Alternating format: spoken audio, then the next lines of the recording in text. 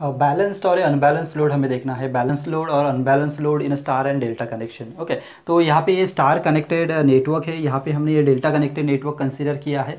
Suppose यहाँ पे देखो ये आर लाइन है, ये वाई है और ये बी है। यहाँ पे सेम हमने कंसिडर किया है, आर वाई एंड बी हमने कंसिडर किया है। तो यहाँ पे सपोज ये न्यूट्रल पॉइंट है, तो ये आर और एन के बीच में जो वोल्टेज रहेगा वो फेज़ के अक्रॉस का वोल्टेज रहेगा, तो हम उसको बोलेंगे फेज़ वोल्टेज। तो यहाँ पे ये फेज़ वोल्टेज होगा R Y N, sorry Y N phase voltage होगा, वी बी एन, ये देखो V B N phase voltage होगा।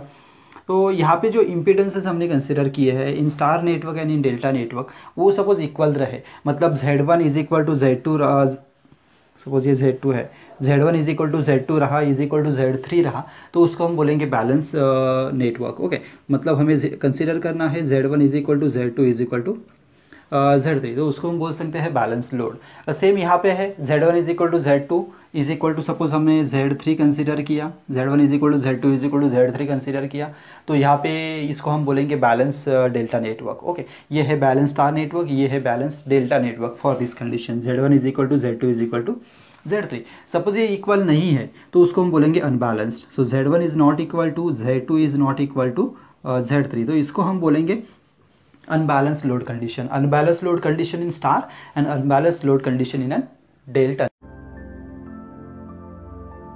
Relation between voltages and the current for the balance star connected load हम कंसिडर करते हैं।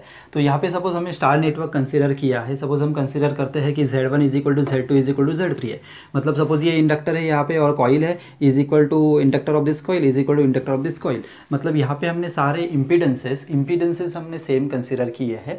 सो यहाँ पे क्या आ जाएगा, Z1 is equal to Z2 is equal to Z3 आ जाएगा। तो इससे सपोज हमें देखना है फेज़ वोल्टेज क्या है, लाइन वोल्टेज क्या है, फेज़ करंट क्या है, लाइन करंट क्या है। अभी फेज़ वोल्टेज मतलब क्या, ये जो कॉइल हमने कंसिडर किया है, इस कॉइल के अक्रॉस जो वोल्टेज रहेगा उसको हम बोलेंगे फेज़ वोल्टेज। मतलब सपोज Z1 के अक्रॉस वोल्टेज हमने कंसिडर किया, Z3 के अक्रॉस किया, Z2 के अक्रॉस किया, तो वो हो जाएगा phase voltage across the phase. Okay, तो फेज़ वोल्टेज हम कैसे लिखेंगे, देखो इसको हम लिख सकते हैं, it is a VRN। Okay, so phase voltage is VRN between R and N। अभी यहाँ पे देखो ये सारे इम्पीडेंसेस सेम है, मतलब इसके अक्रॉस का वोल्टेज भी सेम रहेगा, तो हम कंसीडर कर सकते हैं VRN is equal to VYN is equal to VBN, ये हम कंसीडर कर सकते हैं। देन लाइन वोल्टेज मतलब दो लाइन के अक्रॉस का वोल्टेज, मतलब R और Y के बीच में जो वोल्टेज रहेगा वो लाइन वोल्टेज रहेगा, Y और B के बीच में जो रहेगा वो लाइन वोल्टेज रहेगा, और R और B के बीच में रहेगा वो लाइन वोल्टेज रहेगा। तो हम कैसे लिखेंगे, VRY the voltage between the R and Y is equal to voltage between YB is equal to voltage between RB। Okay, तो ये हो गया लाइन वोल्टेज, तो इसको हम बोलेंगे line voltage between the two lines. Then हमें देखना है फेज़ करंट मतलब फेज़ में से जितना करंट जा रहा है उसको हम बोलेंगे फेज़ करंट। तो यहाँ से जाने वाला जो करंट है उसको सपोज हम कंसीडर करते हैं IR, क्योंकि वो R से जा रहा है, तो उसको हम बोलेंगे फेज़ करंट। ओके, तो यहाँ से बेसिकली यहाँ से करंट पास नहीं होता, करंट निकलता है यहाँ से। तो सपोज हम कंसीडर करते हैं यहाँ से जो फेज से करंट निकल रहा है उसको हम बोल रहे हैं इट इज़ IR, यहाँ से निकल रहा है सपोज उसको बोलते हैं हम IY, और यहाँ से निकल रहा है उसको हम बोलते हैं suppose IB, because it is connected to RY and B। तो यहाँ पे देखो ये फेज़ में से जाने वाला करंट सेम रहेगा, क्योंकि यहाँ पे इम्पीडेंसेस सेम है, तो यहाँ पे हम कंसीडर कर सकते हैं IR is equal to IY is equal to B। Okay, line current ये देखो यहाँ पे जो ये लाइन है, लाइन में से जाने वाला करंट ये फेज़ में से जा रहा है, तो यहाँ पे फेज़ करंट और लाइन करंट सेम रहेगा, ये डिफरेंट नहीं रहेगा, मतलब स्टार कनेक्टेड लोड में line current and phase current same रहता है। तो लाइन करंट भी हमें यहाँ पे क्या मिलेगा, IR is equal to IY is equal to हमें IB मिलेगा। बाद में हमें रिलेशन देखना है, relation between phase voltage and line voltage. So suppose हम कंसीडर करते हैं phase voltage by VPH and line voltage by VL। लाइन वोल्टेज को हम VL से इंडिकेट करते हैं। तो पहले देखो यहाँ पे सपोज एक लाइन वोल्टेज हम कंसीडर करते हैं, लाइन वोल्टेज R और Y के बीच में सपोज हम कंसीडर करते हैं, तो लाइन वोल्टेज क्या हो जाएगा, VRY हो जाएगा। तो यहाँ पे देखो ये दो पॉइंट्स हमने कंसीडर किए हैं, और ये दो पॉइंट्स कौन से भी लिए तो भी चलेगा। ओके, तो इन दो पॉइंट्स के बीच में सपोज हमें वोल्टेज निकालना है, तो वोल्टेज क्या हो जाएगा, VRN प्लस VNY, ये टोटल वोल्टेज हो जाएगा। तो यहाँ पे हम लिख लेते हैं it is a VRN plus VNY। Y. तो हम यहाँ पे वी एन वाई को रीराइट भी कर सकते हैं, वी एन वाई को हम लिख सकते हैं it is a minus of V Y N. यहाँ पे जो टर्मिनल है उसको हमने उल्टा कर दिया, तो यहाँ पे माइनस साइन आ जाएगा। ओके, तो ये जो वैल्यू है हम यहाँ पे पुट कर देते हैं, तो वी आर वाई हमें क्या मिलेगा, V R Y is equal to V R N minus of V Y N. अभी यहाँ पे ये जो वोल्टेज है, ये वोल्टेज है लाइन वोल्टेज और ये वोल्टेजेस है फेज वोल्टेजेस, मतलब वोल्टेज अक्रॉस फेज हमने कंसीडर किया है। तो सपोज ये एन यहाँ पे कॉमन है, तो हम यहाँ पे कंसीडर करते हैं it is equal to V R minus V Y. Okay, क्योंकि यहाँ पे हमने एन लिया नहीं है, लेकिन वी आर का मीनिंग क्या है, वोल्टेज अक्रॉस द फेज, मतलब voltage between R and N, जो न्यूट्रल पॉइंट है, कॉमन पॉइंट है और ये तीनों फेज का, उसके बीच में जो वोल्टेज है वो हमने कंसिडर किया है वी आर। वी वाई क्या रहेगा, voltage between terminal Y and N रहेगा। ओके, सिमिलरली सपोज हमें अदर टर्मिनल के वोल्टेजेस निकालने हैं, तो ये हो गए वी वाई आर वाई, तो वी वाई भी निकालना होगा, तो V Y B is equal to हमें क्या मिलेगा, V Y B is equal to हमें मिलेगा, सपोज ये हम वेक्टर फॉर्म्स कंसिडर करते हैं, these are the vectors. Okay, these are the vector forms, तो वी वाई बी हमें क्या मिलेगा, it is V Y vector minus V B vector. Okay, ये हमें मिलेगा। सिमिलरली हमें वी आर बी क्या मिलेगा, V R B vector is equal to V R vector minus V B vector हमें मिलेगा। बेसिकली अभी हमें रिलेशन फाइंड आउट करना है। ये जो हमने लाइन वोल्टेज कंसीडर किया है और ये फेज वोल्टेज है, इसमें हमें रिलेशन फाइंड आउट करना है। तो यहाँ पे इसका जो वेक्टर फॉर्म रहेगा और इसका जो इक्वेशन रहेगा, वो इक्वेशन हम ड्रॉ कर लेते हैं। वी आर को सपोज हमने ये जो वोल्टेज है उसको हमने रेफरेंस कंसीडर कर लिया, तो V R that means phase voltage हमें क्या मिलेगा, it is V M, maximum amplitude हमने वी एम कंसीडर कर लिया, सपोज ये वी पी एच है, फेज वोल्टेज है, साइन ऑफ ओमेगा टी, ये इक्वेशन हमें मिलेगा। V R is equal to क्या मिला, V M phase sine omega T. Suppose हमें वी वाई निकालना है, तो उसका एम्पलीट्यूड भी सेम रहेगा, इट इज़ वी एम, हम फेज कंसीडर करते हैं, और आर और वाई के बीच में फेज डिफरेंस कितना रहेगा, 120 डिग्री रहेगा, तो हम यहाँ पे माइनस 120 डिग्री कंसीडर कर देते हैं। So sine of omega T minus 120 degree, ये यहाँ पे इसका इक्वेशन हो गया for R and Y. Okay, और V R and V Y, तो ये सपोज इक्वेशंस हमने यहाँ पे पुट कर लिए, तो हमें वी आर वेक्टर क्या मिलेगा, वी आर वाई वेक्टर हमें क्या मिलेगा, इट इज़ वी आर कितना है, it is a V M phase sine of omega T minus V M phase sine of omega T minus 120 degree. Okay, इसको suppose हमें rectangular form में लिखना है, तो ये रेक्टेंगुलर फॉर्म में हम कैसे लिखेंगे, इट इज़ वी एम, इसका मैग्नीट्यूड है वी एम फेज, एंगल यहाँ पे रहेगा 0 डिग्री, और सॉरी ये तो फेजर फॉर्म हुआ, रेक्टेंगुलर फॉर्म में लिखना है तो प्लस जे इंटू 0 हो जाएगा, तो यहाँ पे क्या हो जाएगा, it is V M phase cos of 120 degree minus J V M phase sine of 120 degree, ये यहाँ पे हो जाएगा।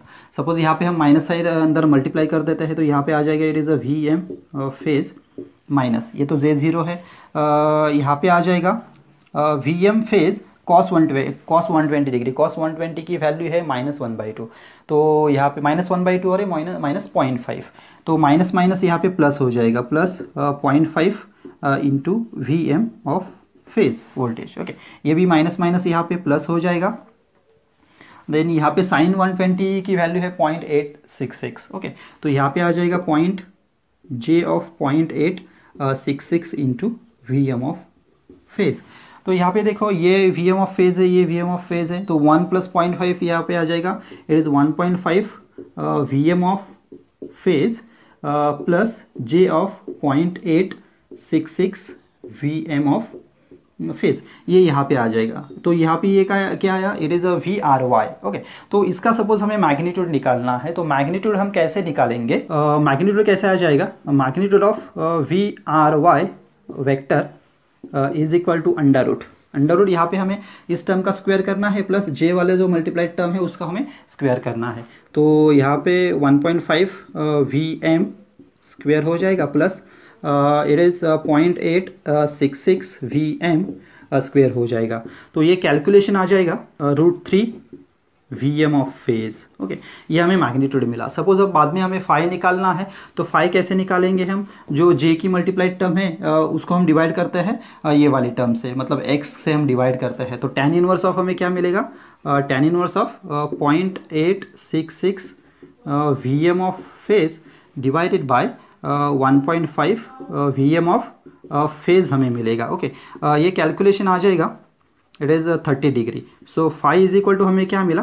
Phi is a 30 degree. तो रिलेशन हम बोल सकते हैं, रिलेशन कैसा होगा? ये देखो, ये फेज वोल्टेज है, ये लाइन वोल्टेज है, तो हम बोल सकते हैं line voltage is equal to √3 into phase voltage. So line voltage हमें मिला √3 इंटू फेज वोल्टेज। और फेज डिफरेंस कितना है? मतलब ये जो एंगल है, ये यहाँ पे देखो, ये हमें पॉजिटिव एंगल मिला है, मतलब ये +30 डिग्री से लीड करेगा फेज वोल्टेज को। मतलब ये जो लाइन वोल्टेज VRY हमने कंसीडर किया है वो 30 डिग्री से लीड करेगा फेज वोल्टेज को। ओके, तो ये बेसिकली हो गया relation between the line voltage and phase voltage. बाद में हमें ड्रॉ करना है फेजर डायग्राम। फेजर डायग्राम हम कैसे ड्रॉ कर लेंगे? देखो यहाँ पे वैसे तो हमने यहाँ पे रेफरेंस कंसीडर किया था, ये वाला फेज, मतलब RN फेज हमने रेफरेंस कंसीडर किया था।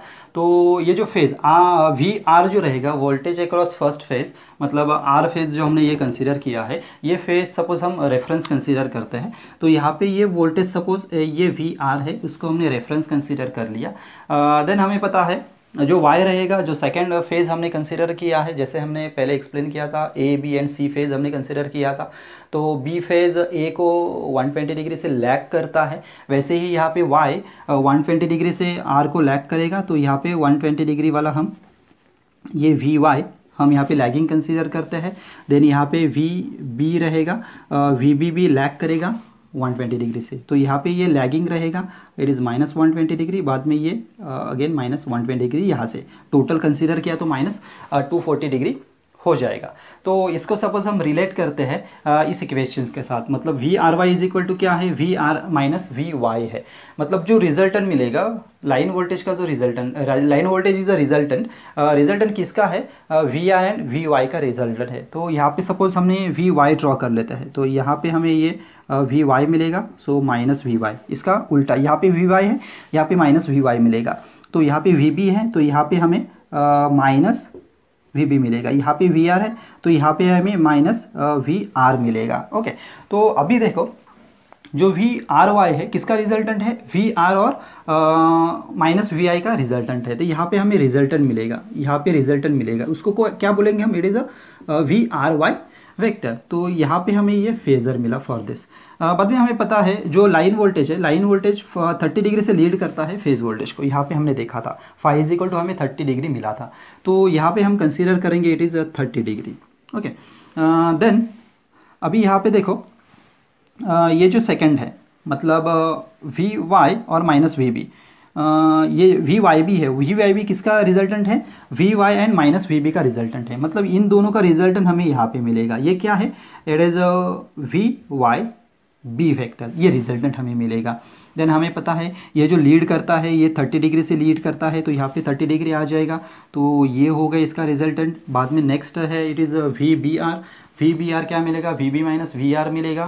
तो इन दोनों का रिजल्टेंट हमें यहाँ पे मिलेगा, यह आ जाएगा VBR वेक्टर। तो ये रिजल्टेंट है। और ये हमें पता है ये जो लाइन वोल्टेज है, लाइन वोल्टेज फेज वोल्टेज को 30 डिग्री से लीड करेगा, तो यहाँ पे हम 30 डिग्री ड्रॉ कर लेंगे। यहाँ पे हमने कॉइल कंसीडर की है, तो हमें पता है in an inductor current lag करता है वोल्टेज को फाई से। मतलब फेज वोल्टेज को फेज करंट, यहाँ पे सपोज हमने ये फेज करंट कंसीडर किया, इट इज़ IR, वो 5 डिग्री से लैग करेगा। सेम यहाँ पे हमें लैगिंग करंट कंसीडर करना है, तो यहाँ पे सपोज मैं IB कंसीडर करता हूँ, IB लैग करेगा VB को 5 से। देन यहाँ पे मैं कंसीडर करता हूँ it is IY lead lag करेगा VY को 5 डिग्री से। तो ये कंप्लीट फेजर डायग्राम हो गई for the balance star connected load.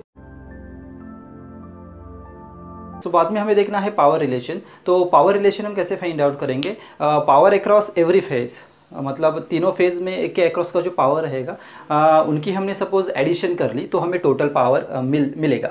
Okay, तो यहाँ पे देखो टोटल पावर हमें क्या मिलेगा? Total power is equal to, suppose हम कंसिडर करते हैं P phase plus P phase plus P phase. Okay, ये सारे पावर सेम रहेंगे, तो यहाँ पे हमें क्या मिला? 3 इंटू पी पी एच हमें मिला, मतलब phase power 3 into phase power will be the total power. Okay, then phase power हमें पता है, फेज पावर क्या रहती है, phase power is equal to V P H into I P H into cos phi, ये हमें phase power मिलेगा। Okay, तो सपोज ये वैल्यू हमने यहाँ पे टोटल पावर में पुट कर दी, तो यहाँ में टोटल पावर क्या मिलेगी, P T is equal to 3 into P P H है, तो 3 इंटू वी पी एच हमें मिलेगा, 3 we P H into I P H into cos of five, ये वैल्यू हमें मिलेगी फॉर एन टोटल पावर।